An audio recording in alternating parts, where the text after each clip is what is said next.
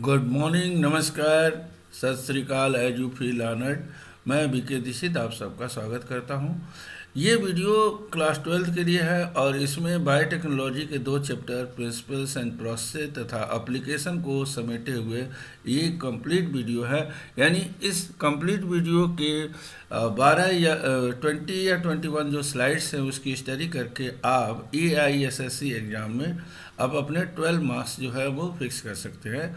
इसका मतलब कि इसमें एक एक इम्पॉर्टेंट पॉइंट्स को इंक्लूड किया गया है और जो भी थोड़ा सा भी इम्पॉर्टेंट नहीं लगा है उसको रिमूव किया गया है। तो इसका मतलब ये नहीं कि आप उसमें से उसको ना पढ़ें, लेकिन आपके लिए एक ऐसा श्योर शॉर्ट वीडियो है जिसमें आप 10 नंबर कम से कम आप फेच कर सकते हैं। तो आइए, पढ़ने के बाद पता चलेगा कि ये कितना फ्रूटफुल है।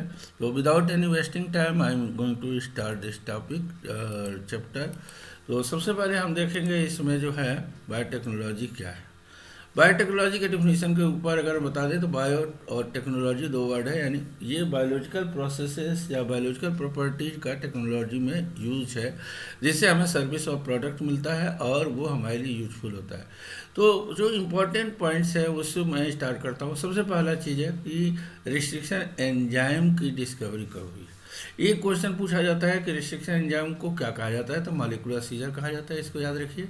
इसको डिस्कवर किया किसने था, तो आर्बर ने 1963 में इसको जो है सबसे पहले किसके अंदर देखा था, इसर्सिया कोलाई के अंदर। इसर्सिया कोलाई के अंदर डब्ल्यू आर्बर ने रिस्ट्रिक्शन एंजाइम को रिपोर्ट किया था। लेकिन आइसोलेट किसने किया था, तो आइसोलेट करने की जिम्मेदारी गई थी स्मिथ को क्रेडिट गई थी और उन्होंने हीमोफिलस इन्फ्लुएंजी नामक बैक्टीरिया से जो रिस्ट्रिक्शन एंजाइम डिस्कवर किया उसका नाम था हिंड 2। तो याद रखिएगा, डिस्कवरी किसी और ने, रिपोर्ट किसी और ने की, बट आइसोलेट किसी और ने की। तो इसको जो है जो हिंड 2 है, इसको जो है फर्स्ट रिकॉग्नाइज आइसोलेटेड एंजाइम के रूप में जाना जाता है। ये एंजाइम्स जो होते हैं रिस्ट्रिक्शन एंजाइम बैक्टीरिया में पाए जाते हैं और ये बैक्टीरियोफेज से बैक्टीरिया को बचाते हैं, यानी एक डिफेंस मैकेनिज्म के रूप में ये प्रेजेंट रहते हैं। अगला स्टेप देखा जाए तो कोन और बॉयर 2 साइंटिस्ट थे जिन्होंने फर्स्ट रिकॉम्बिनेंट डीएनए बनाया था। First recombinant DNA prepared by Cohen and Boyer, और उन्होंने इसके लिए जिस प्लाज्मिड का यूज किया था उसका नाम था साल्मोनेला टाइफेरियम। उसके बाद आ जाते हैं हम palindromic sequence. That is very important, क्योंकि रिस्ट्रिक्शन एंजाइम जब भी किसी डीएनए को कट करते हैं तो पैलिंड्रोमिक सीक्वेंस को कट करते हैं। अब पैलिंड्रोमिक सीक्वेंस को समझने के लिए आप देखिए, ये इको आर वन एक जो है वो रिस्ट्रिक्शन एंजाइम है, उसका ये पैलिंड्रोमिक सीक्वेंस है। पैलिंड्रोमिक सीक्वेंस की खास बात है कि इसको चाहे आप फॉरवर्ड पढ़िए या बैकवर्ड पढ़िए, आपको सेम जो है वो बेस सीक्वेंस मिलेंगे। तो ऐसे बेस सीक्वेंस जो फॉरवर्ड और बैकवर्ड दोनों तरफ से सेम पढ़े जाए उनको हम पैलिंड्रोमिक सीक्वेंस कहते हैं, जैसे मलयालम है। ठीक है। इसके बाद से अगला टॉपिक अगर देखा जाए तो वो है how restriction enzymes are named. तो किसी भी रिस्ट्रिक्शन एंजाइम का नाम एक बैक्टीरिया के नाम पर, जिस बैक्टीरिया से ऑब्टेन किया जाता है उस बैक्टीरिया के नाम पर रखा गया है।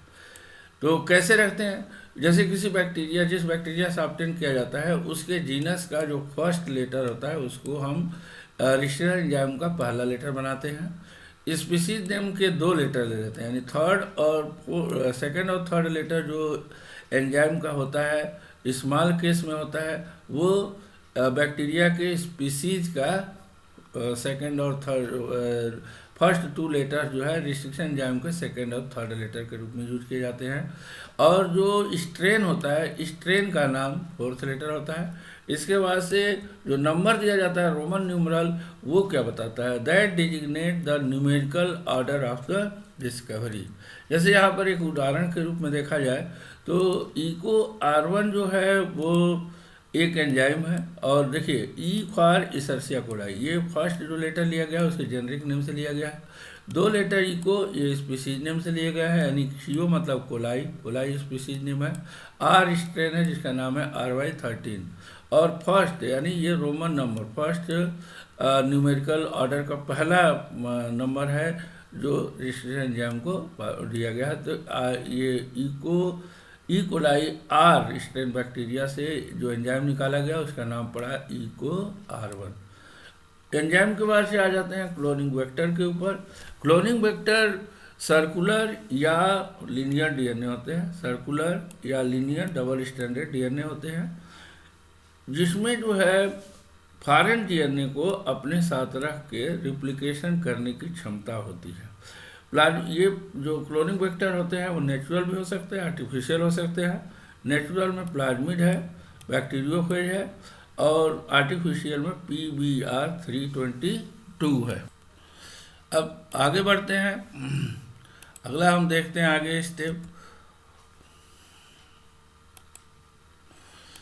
आगे जो है इसके बाद से क्या है, इसके बाद से कैरेक्टरिस्टिक्स ऑफ क्लोनिंग वेक्टर। तो क्लोनिंग वेक्टर के 4 इंपॉर्टेंट प्रॉपर्टीज होते हैं: origin of application, selectable marker, cloning sites और स्मॉल साइज। तो एक एक करके इसको हम लोग स्टडी करते हैं। इसको देखते हैं कि इसमें मेन पॉइंट्स क्या है। ओरिजिन ऑफ इस रेप्लिकेशन क्या होता है। देखिए, जिस डीएनए का रेप्लिकेशन होता है वो एक पर्टिकुलर पॉइंट से होता है, यहाँ पर पर्टिकुलर बेस सीक्वेंस होता है, तो वहीं से जो है डीएनए का रेप्लिकेशन स्टार्ट होता है। इसको हम लोग ORI यानी ओरिजिन ऑफ रेप्लिकेशन कहते हैं। और ये भी डिसाइड करता है कि फॉरेन जीन जो यहाँ पर इंसर्ट किया गया उसकी कितनी कॉपी बनेगी, यानी जितनी कॉपी क्लोनिंग वेक्टर की बनेगी उतनी कॉपी फॉरेन डीएनए की भी बनेगी। Selectable marker is another important important characteristics of cloning vector.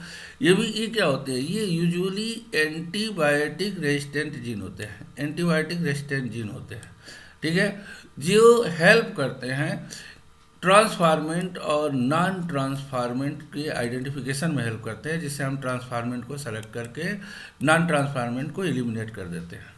अब अगर इसर्सिया कोलाई में देखा जाए तो इसर्सिया कोलाई में 4 सेलेक्टेबल मार्कर है। पहला कौन सा है, ampicillin resistant gene, tetracycline resistant gene, kanamycin resistant gene और क्लोरेमफेनिकॉल रेजिस्टेंट। इसको मतलब हम शॉर्ट में ATKC करके याद कर सकते हैं, शॉर्ट में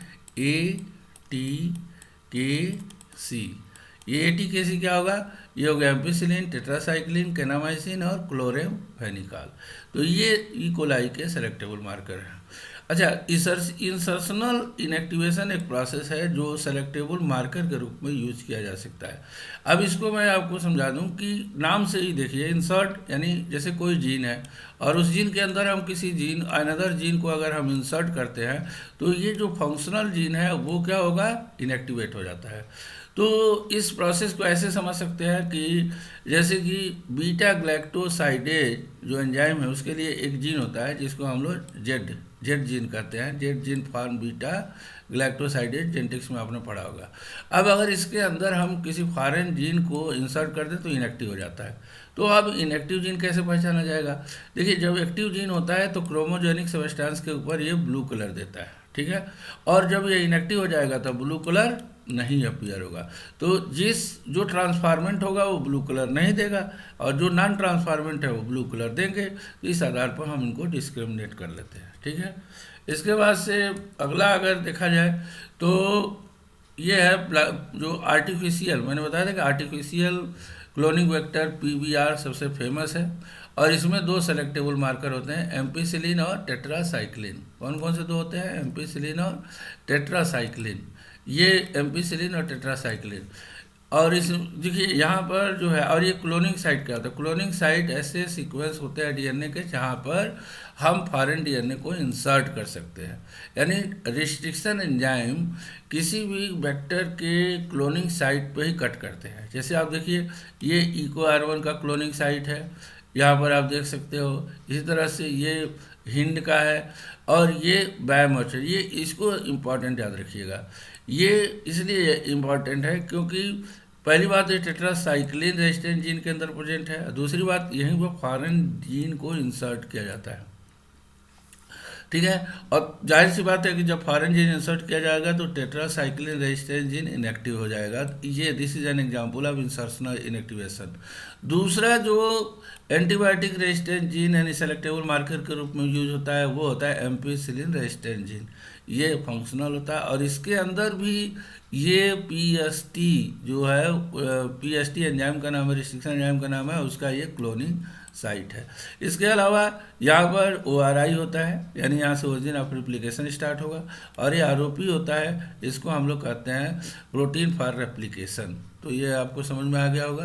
अच्छा, यहाँ पर एक इम्पॉर्टेंट बात और बताना चाहूँगा कि किसी भी क्लोनिंग वेक्टर के अंदर एक से अधिक रेस्ट्रिक्शन एंजाइम के क्लोनिंग साइट हो सकते हैं, it will be better, but एक एंजाइम के एक से अधिक क्लोनिंग साइट नहीं होंगे। अगर एक एंजाइम के एक से अधिक क्लोनिंग साइट होंगे तो ये जो प्लाज्मिड है वो कई टुकड़ों में टूट सकता है, that is not helpful for us. ठीक है, चलिए आगे चलते हैं। ये रिकॉम्बिनेंट डीएनए टेक्नोलॉजी के कुछ स्टेप्स हैं जिसको कि आगे 1 बाय 1 हम पढ़ेंगे, इसलिए यहाँ से हम आगे स्किप करते हैं। पहला स्टेप है आइसोलेशन ऑफ डीएनए। हम डीएनए को कैसे जो है वो आइसोलेट करते हैं। तो ये bacterial cell, plant cell, animal cell, fungal cell, जहाँ हमारा यूजफुल जीन प्रेजेंट है उस वहाँ से हम आइसोलेट करते हैं। तो सेल के अंदर जो है क्या होता है, डीएनए प्रेजेंट होता है, तो किसी में सेल वाल होता है, कुछ में नहीं होता है। जिसमें सेल वाल, जैसे फंगल सेल वाल है तो उसको हम काइटिनेज एंजाइम यूज करते हैं, प्लांट सेल वाल है तो हम सेल्यूलेज एंजाइम यूज करेंगे, और अगर बैक्टीरियल सेल वाल है तो उसको हम डिसरप्ट तोड़ने के लिए हम लाइसोजाइम यूज करेंगे। एनिमल सेल में सेल वाल होता नहीं है, इसलिए कोई दिक्कत नहीं है। उसके बाद से जो है जब हम सेल वाल टूट जाएगा और प्रोटीनेज और लाइपेज एंजाइम का यूज करेंगे तो प्लाज्मा मेम्ब्रेन भी ब्रेक हो जाएगी, तो डीएनए हमारा अलग हो जाएगा। अब हम न्यूक्लिएज और प्रोटीनेज एंजाइम का यूज करके, प्रोटीएजेज एंजाइम का यूज करके हम न्यूक्लियर मेम्ब्रेन और न्यूक्लियो प्रोटीन को तोड़ते हैं, तो डीएनए हमारा अलग हो जाता है। अब ये डीएनए प्यूरिफाइड है, प्यूरिफाइड नहीं है, तो इसको चिल्ड अल्कोहल के अंदर प्यूरिफाई करते हैं तो हमको प्योर डीएनए ऑब्टेन हो जाता है। तो this is all about the isolation of DNA, this is the first step. Now उसके बाद हम क्या करते हैं, इसको हमने एक शॉर्ट रूप में यहाँ पर दिया, डिस्क्राइब कर दिया है। तो प्यूरिफाइड डीएनए को फिर हम रिस्ट्रिक्शन एंजाइम की सहायता से टुकड़ों में तोड़ते हैं। जैसे कि आप देख सकते हैं कि यहाँ पर जो डीएनए है, एक डीएनए है प्यूरिफाइड डीएनए, रिस्ट्रिक्शन एंजाइम की सहायता से इसको कई छोटे छोटे टुकड़ों में तोड़ देते हैं। अब इसके बाद क्या करते हैं, इस डीएनए फ्रेगमेंट की जेल इलेक्ट्रोफोरेसिस कराते हैं, जिससे जो टुकड़े होते हैं, जो पीसेस ऑफ डीएनए होते हैं, वो अलग अलग साइज के होते हैं, तो वो सब अलग अलग सेपरेट हो जाते हैं। ठीक है, मतलब जो लार्जर साइज के होंगे वो जेल इलेक्ट्रोफोरेसिस में अलग होंगे, जो स्मॉलर साइज के होंगे वो अलग हो जाएंगे। उसके बाद अगर सपोज डीएनए की मात्रा कम है तो हम पीसीआर टेक्निक के द्वारा उसको एम्पलीफाई कर लेते हैं। एम्पलीफाई करने से जो जीन ऑफ इंटरेस्ट जिसकी मात्रा कम है वो हमें लार्ज अमाउंट में ऑब्टेन हो जाता है। अब इसके बाद से क्या करते हैं, बायोरिएक्टर, ये ग्लास वेसल होता है जिसमें हम कंट्रोल्ड कंडीशन के अंदर ट्रांसजेनिक ऑर्गेनिज्म को रॉ मटेरियल के साथ क्या करते हैं, बायोरिएक्टर में रिएक्शन कराते हैं। तो बायो कन्वर्जन के रिजल्टेंट रॉ मटेरियल प्रोडक्ट में, यानी प्रोडक्ट में कन्वर्ट हो जाता है। उसको डाउन स्ट्रीमिंग प्रोसेस, जिसमें सेपरेशन और प्यूरिफिकेशन 2 स्टेप्स इंक्लूडेड होते हैं, इनके द्वारा हम जो प्रोड्यूस बायोमास या प्रोडक्ट है उसको प्यूरिफाइड डिजायर्ड प्रोडक्ट में कन्वर्ट कर लेते हैं। तो this is all about the recombinant DNA technology. इसके बाद से हम लोग कुछ और टेक्नोलॉजी के इसके बारे में इसके बाद हम लोग पढ़ेंगे कि जो जीन होता है, how the gene is transfer into bacterial cell, plant cell और एनिमल सेल। तो यहाँ पर इसको हम लोग जीन मेथड कहते हैं, क्योंकि किसी भी सेल में जीन को ट्रांसफ़र करने से पहले हमें सेल को कॉम्पिटेंट बनाना होगा, क्योंकि cell is not ready to receive the foreign gene. तो इसके लिए हम इसको केमिकली या फिजिकली इसको ट्रीट करते हैं ताकि ये जो फॉरेन जीन है वो अंदर जा सके। तो इसके लिए जो बैक्टीरिया में क्या करते हैं, बैक्टीरिया में हीट एंड कोल्ड ट्रीटमेंट देते हैं। सबसे पहले क्या करते हैं कि बैक्टीरिया को calcium ion, calcium divalent calcium ion के साथ ट्रीट करते हैं। तो जो मेम्ब्रेन होती है, जो वाल होती है, that able to receive the foreign DNA.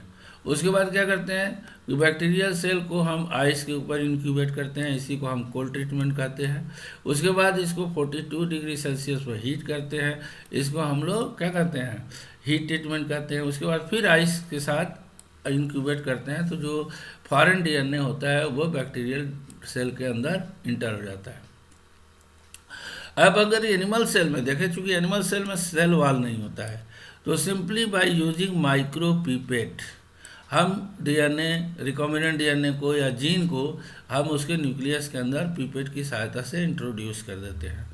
जीनगन method, इन चूँकि प्लांट सेल के अंदर क्या होता है, सेल वॉल प्रेजेंट होती है, तो उसके अंदर अगर हमें इन कराना हो तो थोड़ी सी हमको फोर्स लगाना पड़ेगा।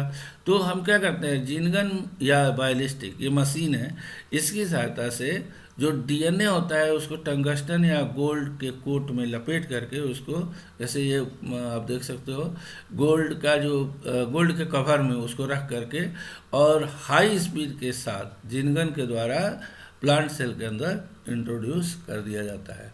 तो ये जो इसके बाद से कुछ टेक्निक्स है जो इम्पोर्टेंट टेक्निक्स है आपसे पूछी जाती है, 3 मार्क्स में ये क्वेश्चन आपसे पूछा जाता है।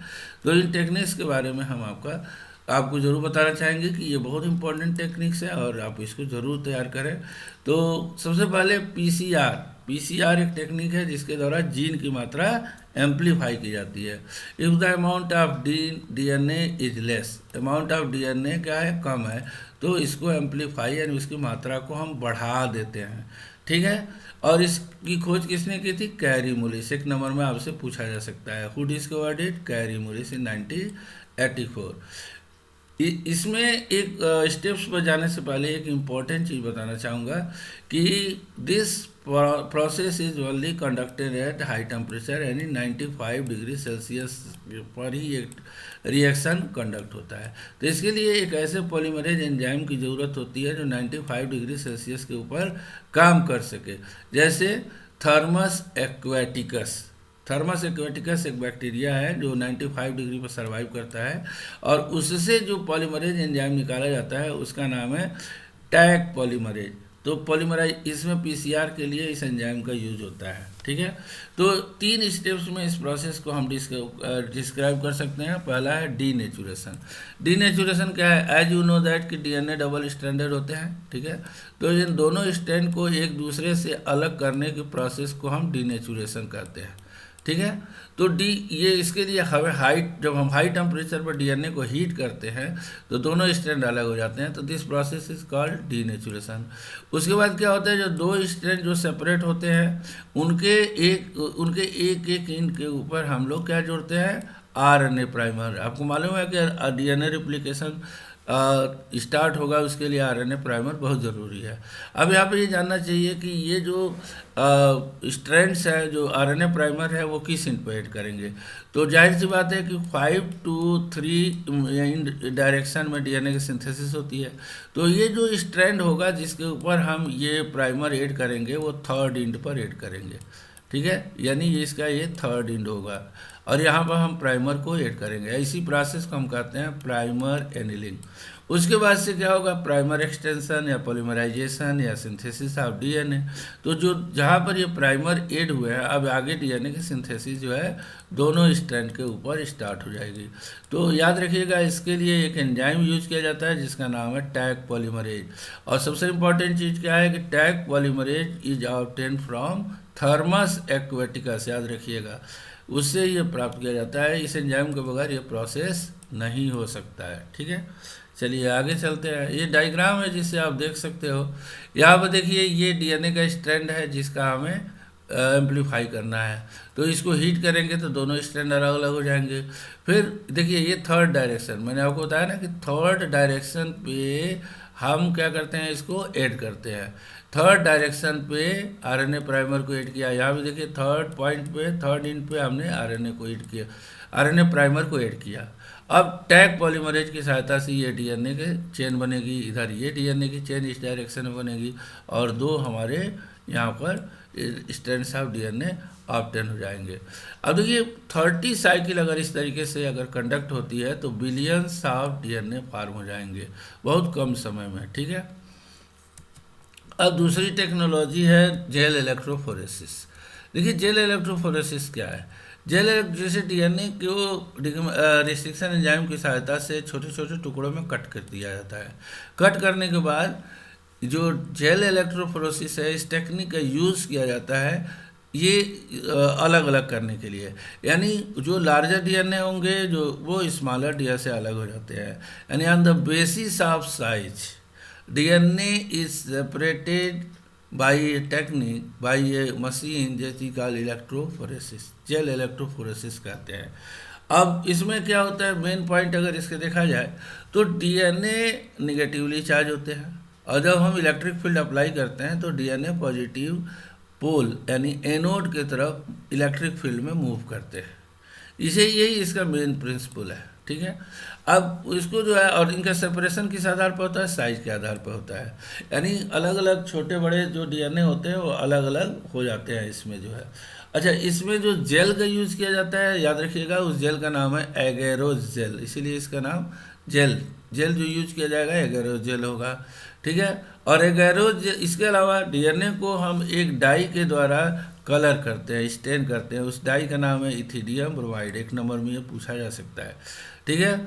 और ये इथिडियम ब्रोमाइड यूवी लाइट में ऑरेंज कलर के बैंड के रूप में अपीयर होता है, ये भी आपसे पूछा जा सकता है। तो अच्छा, अब जब सेपरेट हो जाते हैं तो जेल इलेक्ट्रोफोरेसिस से डीएनए को कट करके अलग किया जाता है, कट फ्रॉम जेल, और इस प्रोसेस को हम इल्यूजन कहते हैं। इल्यूजन भी बहुत इंपॉर्टेंट है, याद रखिएगा, ठीक है। इस तरीके से जो अलग अलग लेंथ के डीएनए होते हैं वो सेपरेट हो जाते हैं। आप यहाँ पे डायग्राम देख सकते हो, देखिए डायग्राम में यहाँ पर ये जेल इलेक्ट्रोफोरेसिस है पूरा का पूरा जो है। जेल इलेक्ट्रोफोरेसिस में सबसे इम्पोर्टेंट चीज़ क्या होती है, यहाँ पर देखिए क्या होते हैं, वेल्स होते हैं, इन्हीं के अंदर हम अलग अलग साइज के डीएनए को फिल कर देते हैं, ठीक है। और यहाँ पर हम ये इलेक्ट्रिक फील्ड अप्लाई करते हैं, यानी एनोड के यहाँ पर हम इलेक्ट्रिक सर्किट में यहाँ प्लस और यहाँ माइनस डेवलप होता है तो एनोड होता है। तो इसके अंदर डीएनए को जब हम फिल करके एगेरो जेल के अंदर मूव कराएंगे तो इस जो लाइटर डीएनए होंगे, स्मॉलर डीएनए होंगे, वो दूर तक ट्रेवल करेंगे, जबकि जो लार्जर या हैवियर डीएनए होंगे वो बहुत दूर नहीं जा पाएंगे। तो इस बेसिस पर जो डीएनए के लाइटर डीएनए या स्मॉलर डीएनए और लार्जर और हैवियर डीएनए एक दूसरे से अलग अलग हो जाते हैं। इसके बाद से हम आ जाते हैं अब आगे एप्लीकेशन वाले पार्ट पर डी जो है। तो एप्लीकेशन पार्ट में देखिए 4 टॉपिक इंपॉर्टेंट है, और इसमें से आपको 3 नंबर के कम से कम 2 क्वेश्चन पूछे जाएंगे, ये ध्यान रखिएगा। और ये कौन कौन है, सबसे पहले है बीटी कॉटन, यानी production of insect resistant plant. तो ये इंसेक्ट रेजिस्टेंट प्लांट कौन है, उसका नाम है बीटी कॉटन। अब बीटी कॉटन का क्या मतलब होता है, बीटी कॉटन होता है B for bacillus, T for thuringiensis, ये एक बैक्टीरिया का नाम है, और कॉटन, यानी अगर बीटी कॉटन से एक जीन प्राप्त होता है, उस जीन को कॉटन प्लांट के अंदर इंसर्ट करते हैं तो जो कॉटन प्लांट डेवलप होता है उसको हम लोग बीटी कॉटन कहते हैं। ये एक ट्रांसजेनिक क्रॉप है और ये इंसेक्टिसाइडल प्रॉपर्टी इसके अंदर है। अब ये इंसेक्टिसाइडल प्रॉपर्टी क्रॉप के अंदर कहाँ से आई, जो बेसिलस थुरिजियंसिस है उसके अंदर एक जीन होता है क्राई जीन, याद रखिएगा क्राई जीन को हम लोग स्मॉल लेटर में लिखते हैं, ठीक है। तो इस ये क्राई जीन बनाता है एक प्रोटीन जिसका नाम है क्राई प्रोटीन। अब क्राई प्रोटीन में देखिए C कैपिटल है, इसको हम लोग क्रिस्टल प्रोटीन कहते हैं। और इस प्रोटीन की खास बात क्या है, ये प्रोटीन इंसेक्ट को किल करता है। तो इसी प्रॉपर्टी को यूज करके बीटी कॉटन डेवलप किया गया। जब कॉटन प्लांट के अंदर क्राई जीन को हम इंसर्ट करते हैं तो जो ट्रांसजेनिक प्लांट बनता है उसको हम लोग बीटी कॉटन कहते हैं। अब बीटी कॉटन के सैप को जब इंसेक्ट सक करते हैं तो उनके सैप में ये क्राई प्रोटीन उनके गट में चला जाता है, और उनके गट में जाके एल्केलाइन मीडियम में पॉइजनस प्रोटीन के रूप में बिहेव करता है, और उनके इंसेक्ट के गट को परफोरेट कर देता है, जिससे उनकी मृत्यु हो जाती है। तो जब इंसेक्ट किल हो जाएंगे तो हमारा प्लांट सेफ हो जाएगा। तो this is the simple principle of the BT cotton. इसके बाद से अनदर इम्पॉर्टेंट टॉपिक है क्या, पेस्ट रेजिस्टेंट प्लांट। तो देखिएगा कि जो एक पेस्ट है जिसका नाम है melody gynae incognito. Melody gynae incognito की खास बात क्या है कि ये टोबैको प्लांट को इन्फेस्ट करके और उसकी यील्ड को रिड्यूस कर देता है, ठीक है। टोबैको प्लांट जो है उसके रूट को ये डिस्ट्रॉय करता है तो वो पौधे सूख जाते हैं। तो अब इसके लिए क्या किया जाए, इसके लिए जो टेक्निक अडॉप्ट की जाती है उसका नाम है RNAi, यानी RNA इंटरफेरेंस। बहुत इंपॉर्टेंट है, एक नंबर में पूछा जा सकता है। ये यूकैरियोटिक ऑर्गेनिज्म के अंदर ये डिफेंस मैकेनिज्म के रूप में प्रेजेंट होता है, जैसे बैक्टीरिया के अंदर रिस्ट्रिक्शन एंजाइम, ठीक है। तो ये इसमें होता क्या है, देखिए ये आप बहुत सिंपल यहाँ से समझ सकते हो कि ये एक जो है, ये जो पेस्ट है मेलोडी गायनी, वो आरएनए बनाएगा, आरएनए से प्रोटीन बनेगा, और प्रोटीन जो है टोबैको प्लांट को नुकसान पहुंचाएगा। अगर हम इस आरएनए को प्रोटीन बनाने से रोक दें तो टोबैको प्लांट सेफ हो जाएगा। इसी टेक्निक पर ये डिपेंड करता है। इसमें करते क्या है कि टोबैको प्लांट के अंदर एक जीन डाल देते हैं, और ये जो जीन होता है वो निमेटोड जीन के कॉम्प्लीमेंट्री होता है। यानी अब ये जो आरएनए बनाएगा और ये आरएनए बनाएगा, दोनों आरएनए एक दूसरे के कॉम्प्लीमेंट्री होंगे, और इस तरीके से ये डबल आरएनए में, डबल स्ट्रैंडेड आरएनए में कन्वर्ट हो जाएंगे। तो आरएनए की जो निमेटोड जीन के आरएनए की वर्किंग में इंटरफियर किया जाता है, इसीलिए इसका नाम आरएनए इंटरफियरेंस पड़ा है। ठीक है, तो करते क्या है इसमें कि जो cDNA है, जो मतलब जो निमेटोड जीन का कॉम्प्लीमेंट्री है, उसको टोबैको प्लांट के अंदर इंसर्ट कर देते हैं बाय यूजिंग एग्रोबैक्टीरियम। एक बैक्टीरिया है, उसमें एक प्लाज्मिड होता है, टीआई प्लाज्मिड, उसकी सहायता से। तो एग्रोबैक्टीरियम को इसे नेचुरल हम जेनेटिक इंजीनियर भी कहते हैं। तो जो single standard RNA form by tobacco plant के अंदर जो जीन इंसर्ट किया है वो आरएनए बनाएगा सिंगल स्टैंडर्ड, वो पैथोजेनिक सिंगल स्टैंडर्ड आरएनए के साथ मिलकर डबल स्टैंडर्ड आरएनए में कन्वर्ट हो जाएगा। और इस तरीके से जो आरएनए की वर्किंग होती है पैथोजन की, वो साइलेंस हो जाती है, और हमारा पैथोजेनिक जो हमारा जो प्लांट है वो पैथोजन से सेफ हो जाता है। इसके बाद जेनेटिकली इंजीनियर्ड इंसुलिन। देखिए इंसुलिन क्या करता है, ग्लूकोज को ग्लाइकोजन में कन्वर्ट कर ब्लड के अंदर ग्लूकोज की मात्रा को नियंत्रित करता है। जिसमें नियंत्रण नहीं हो पाता है उनमें एक डिजीज होती है जिसको हम लोग कहते हैं डायबिटीज। ठीक है, तो डायबिटिक पर्सन जो है इंसुलिन को स्लाटर हाउस के जो ऑर्गेनिज्म जो कैटिल किल होते हैं उनके पेंक्रियास से ऑब्टेन इंसुलिन का यूज करते थे अर्लियर ट्रेडिशनली। यानी पहले जो इंसुलिन प्राप्त होता था वो कहाँ से, स्लाटर हाउस से। लेकिन उस इंसुलिन में एक कमी पाई गई कि वो एलर्जी काज करता है। ठीक है, तो फिर उसको आर्टिफिशियल कैसे बनाया गया, यानी जेनेटिकली इंजीनियरिंग मेथड के द्वारा इंसुलिन कैसे बनाया गया।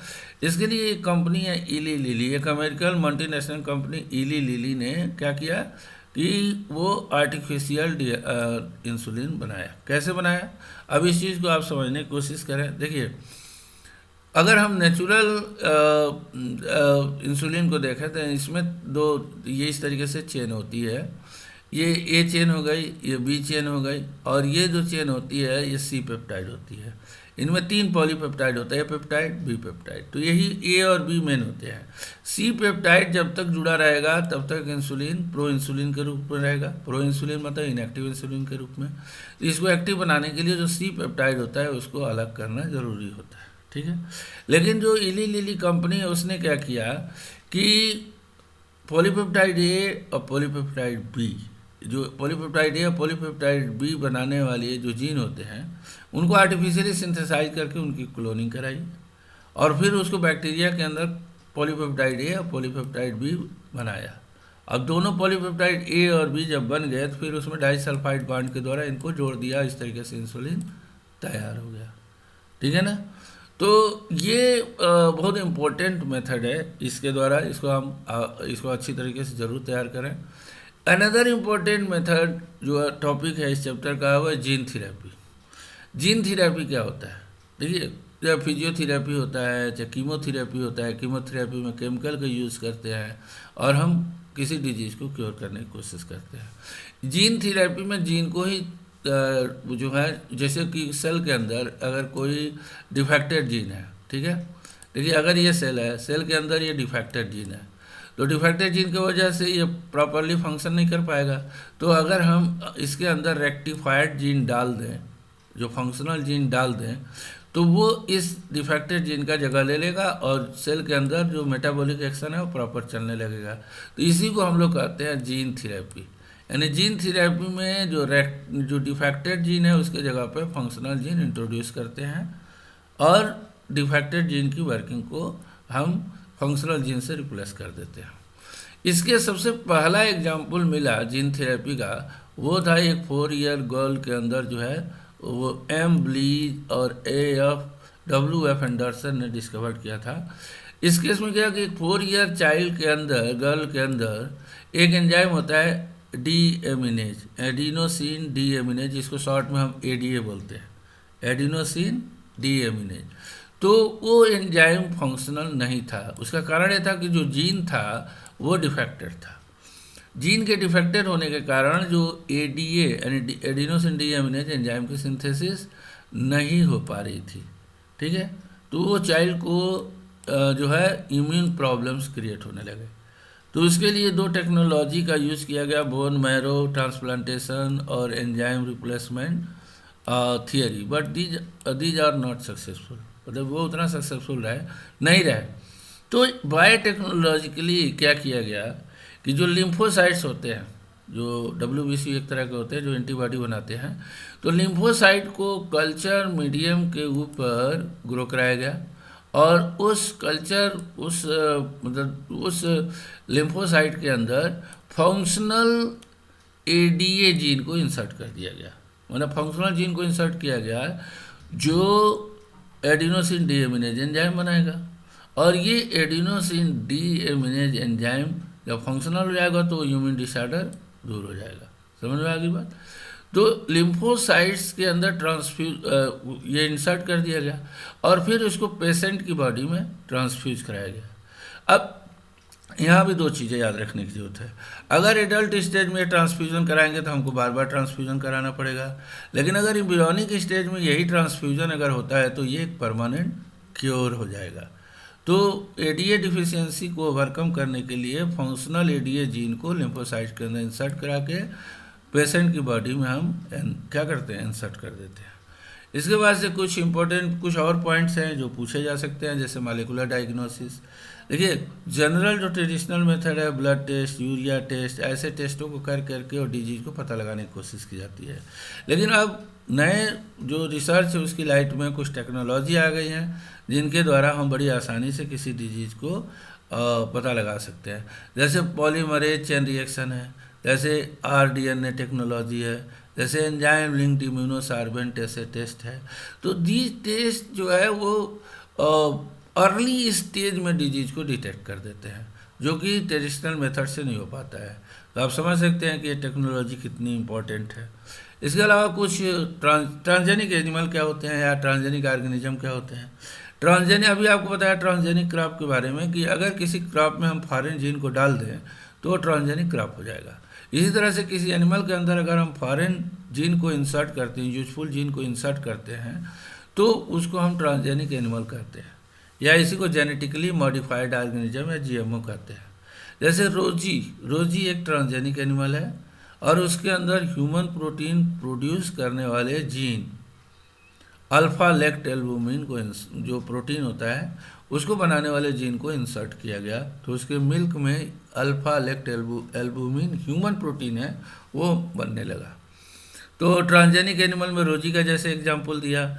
दूसरी बात, हम ट्रांसजेनिक एनिमल का नॉर्मल फिजियोलॉजी और डेवलपमेंटल प्रोसेस के लिए हम इसका यूज़ कर सकते हैं। इस डिजीज़ के जो है बारे में, इस डिजीज़ के संदर्भ में भी इसका हम स्टडी कर सकते हैं। बायोलॉजिकल प्रोडक्ट, जैसा कि अभी आपको नाम बताया कि ह्यूमन प्रोटीन जो अल्फा-1 एंटीट्रिप्सिन, देखिए पहले तो वो रोजी के अंदर क्या था, ह्यूमन प्रोटीन कौन सा था, उसका नाम था लैक्ट एल्बुमिन। लेकिन एक और तरह का प्रोटीन, ह्यूमन प्रोटीन को हम प्रोड्यूस कर सकते हैं ट्रांसजेनिक एनिमल के अंदर, उसका नाम है अल्फा-1 एंटीट्रिप्सिन, और इसका यूज किया जाता है एम्फाइसीमा डिजीज। ये एक तरह का रेस्पिरेटरी डिजीज है जिसमें जो एल्वियोलाई है वो थिन हो जाती हैं और उनमें ब्लीडिंग होने लगती है। वैक्सीन सेफ्टी, आजकल तो ये बहुत इंपॉर्टेंट हो सकता है, इससे आपसे क्वेश्चन पूछा जाए।